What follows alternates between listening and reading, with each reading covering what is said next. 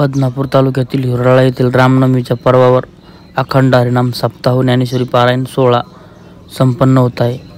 यामध्ये कीर्तन, काकडा आरती, भजन मोठ्या उत्साहात संपन्न होत आहे.